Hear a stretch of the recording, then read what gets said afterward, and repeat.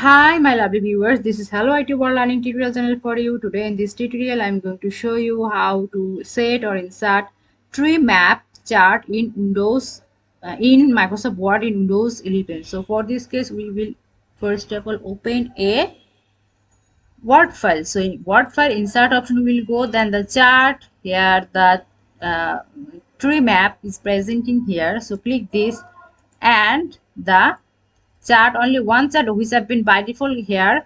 When we okay this site, so the by default value has been revealed and we will get this. So click here, see the value as well as the value has been. So in practical life we will do our valid information which have been our in our use in practical life. In that value or information we can use thorough this chart. So as well as we can this chart design or change the color. So how this way we can change this color. So thank you so much for watching this video. Please subscribe this channel. Hopefully this tutorial will help you so much.